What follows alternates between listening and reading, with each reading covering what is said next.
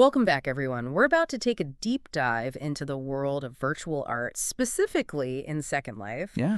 a virtual reality platform where, well, you can kind of live another life digitally. Yeah. It's pretty amazing what people do there. But we're focusing on one artist in particular, SaveMe. Oh, she's making waves with her truly, I guess you could say, larger-than-life Oh, installations. definitely larger than life. That's one way to put it. And that brings us to our central question for this deep dive. Is SaveMe Oh a groundbreaking artist? Or is she maybe, I don't know, a digital disruptor pushing the limits of what's acceptable? That's a great question. It's something that's been debated a lot within the Second Life community. Right. And I think it is a debate worth having because her work really challenges us to think about what art can be in a virtual world. So maybe you can give us some context first. For anyone who's not familiar with Second Life, what is it exactly? Sure. Well, Second Life has been around for quite a while now. It's been a hub for creativity and community for years. Yeah. And what makes it so intriguing is that people aren't just playing games there. I mean, they're building homes, starting businesses, like forming these really intricate communities all within this virtual world. Yeah. It's like a whole society It really is. existing online. Exactly. So where does Save Me fit into all of this? Well, she creates art within this platform, Uh-huh. and she does it in a really unique way. She uses these, I guess you could call them building blocks. They're called attachments. Detachments. Yeah. Yeah. And she uses them to create these massive immersive experiences that are unlike anything else you'd typically find in Second Life. Okay. So these attachments, what do they look like in action? I mean, I'm having trouble picturing it. Right. Imagine you're walking through a virtual city Mm-hmm.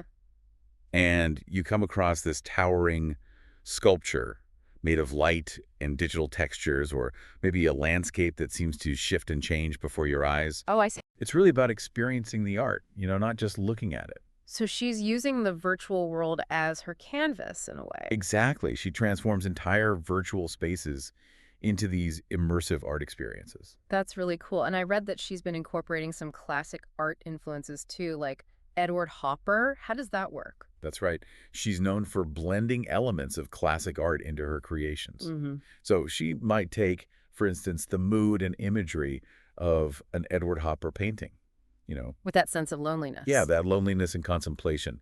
And she reimagines it in a three-dimensional virtual space. Oh, wow. But instead of it just being a static painting on a wall, you're suddenly immersed in it. You're in the painting. You're in the painting. Exactly. Absolutely. And she might add things like flickering lights or the sound of distant music. To create the atmosphere. Yeah, to enhance that feeling of whatever that painting was conveying. That's pretty incredible. I mean, it sounds like she's adding this whole other layer of meaning and emotion to these classic works. She is.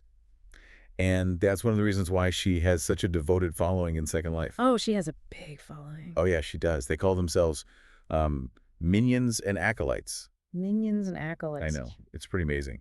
And they're incredibly passionate about her art. Her performances where she unveils these installations, they're legendary within Second Life. So it's like a whole event. It is. It's a big deal.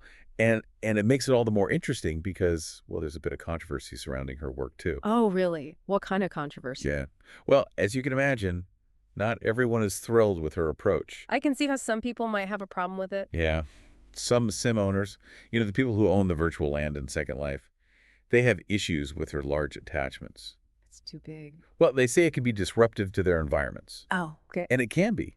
I mean, think about it. You have these massive installations that might block views, cause technical issues, or even interfere with other activities that are happening in that virtual space. So it's not just about aesthetics then? No. It's about the practical impact on these virtual spaces Yeah. that people have put a lot of time and effort into creating. It sounds like a real clash of perspectives. It is, and that's what makes it so fascinating. Yeah. On the one hand, you have Save Me. Oh, this artist who's pushing the boundaries of what's possible in a virtual world, Right. creating these incredible experiences. But then on the other hand, you have the sim owners who are like, hey, this is my space. You're disrupting things. Like Exactly. a real life debate about public art just, happening online. That's a great way to put it. And I think that's one of the reasons why SaveMe Oh's work is so compelling. Because it forces us to think about these questions of art and ownership in a whole new way. In a whole new way. Yeah, and in a whole new space. Exactly. And the debate gets even more interesting because SaveMe Oh, she doesn't shy away from the controversy. She doesn't. No. In fact, I think she embraces it. She sees her art as a form of rebellion against, well, the constraints of the virtual world itself. So she's like, I'm going to push the limits even further. Yeah. She's challenging the very notion of ownership and control in a digital space. Wow. I'm really intrigued now. I think it's going to be a very interesting deep dive. Me too. We have a lot more to I explore. do. So let's dive in. Let's dive in. It really makes you think about space in a virtual world, doesn't it? It does. You know, it's easy to think of it as just separate from reality. Right. But for the people who are spending time in these digital environments, they feel real. They do. They're personal. Yeah. So when an artist comes in and kind of disrupts that, Right. it's going to spark some strong feelings. For sure. What do her supporters say about all this? That they must have a reason for sticking by her art, even with the pushback. Oh, they definitely do. Yeah. They see her as a pioneer, someone who's not afraid to, break the rules and push the limits of what virtual art can be. Right. And they find her work really thought-provoking. Makes you think. It does make you think. Yeah. And it really challenges your assumptions about art and space and ownership in this new digital age. So it's more than just the visuals, right? It's not more than that. It's the whole concept. It is. It's the concept She's that human. she's made. Exactly. And they love the audacity of her creations, the way she uses the entire world as her canvas. Right, right. So they see the controversy as part of the appeal almost. They do. It's about challenging the status quo, starting a conversation. It's almost like graffiti art in the real world, Oh, yeah, definitely. where some see it as vandalism Right. and others see it as a valid form of art. It all comes down to perspective. It really does. It does. And just like with those real-world artists, SaveMe Oh has definitely sparked a debate within Second Life. A big debate. A big debate about what art is and who gets to decide, Right. And speaking of deciding, you mentioned that some sim owners have actually banned her from their virtual spaces. Yeah, they have. How does that even work? I mean, how do they make those decisions? Well, in Second Life, the sim owner has the ultimate say over what happens in their space. So think of it like, Owning property. yeah, like owning a building. Being the landlord. Exactly. They set the rules. Right. They can evict people if they want to. If they want to. So when they ban Save Me, Ugh. it's like shutting down a gallery in the real world Wow. or canceling an exhibition. It has that much impact. It does. It really limits the reach of her work Hmm. and sends a message to the community. Like, we don't want this here. Exactly. So it's not just about Save Me. Oh, right. No, It's about the whole virtual art scene. it is. It shapes what art gets seen. Right. Who gets to be a part of that creative space? It's almost like they're gatekeeping in a way. It is a form of gatekeeping. I mean, do you think these conflicts are inevitable? It's a really interesting question. Yeah. And it's one that Save Me Oh's work really forces us to think about. Uh-huh. She's challenging the way these virtual spaces are governed. Right. So it's not just about art. Uh-huh. It's about how we manage these online worlds As they become... as they become more complex, more see? integrated into our lives. Yeah.